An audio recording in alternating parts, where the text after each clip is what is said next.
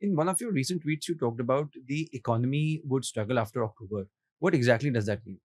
Means Modi will have to go because there's too much scandal has accumulated. And at least one person I know who can bring it all out, but has not because he has given a October deadline. Right. Right.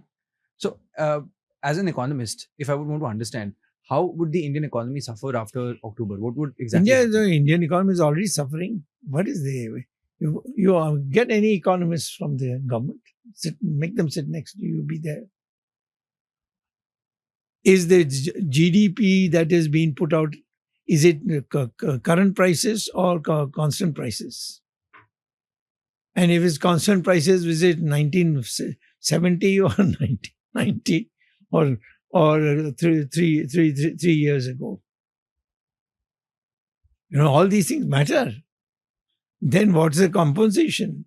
How have you evaluated the people who are known as workers? How have the people who are in the middle class? How have you evaluated them in your accounts? Nobody knows. All we do is get the overall picture, which is nonsense. Call anybody from the foreign home ministry or finance ministry and say, have a debate with Swamy. Right. Both are BJP. They can't say, I'm not BJP. And sure, they will not come. Nobody will come.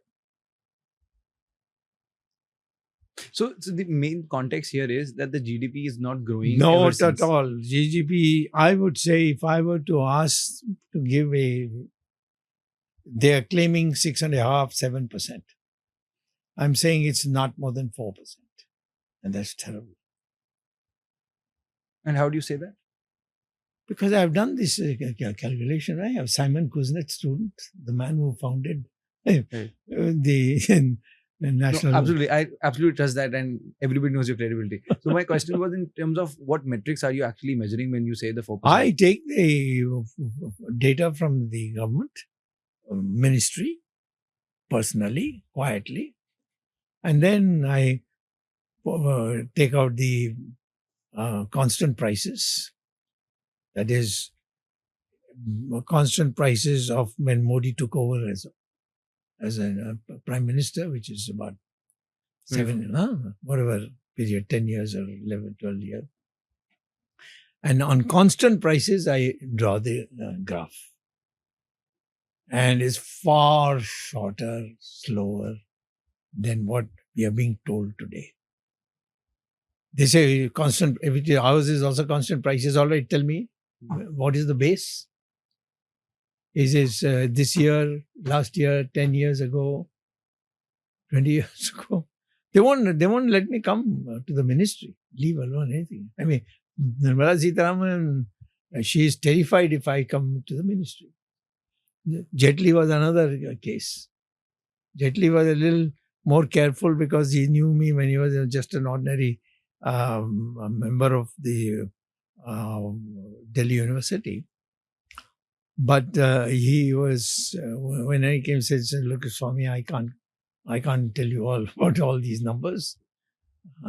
Please don't save me. Right.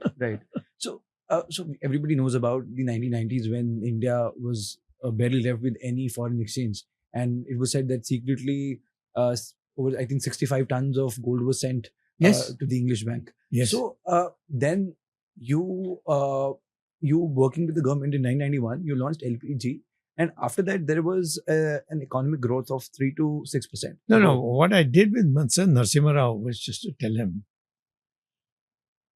that you lower the prices and you also, there are various things that are which either have to be raised or lowered.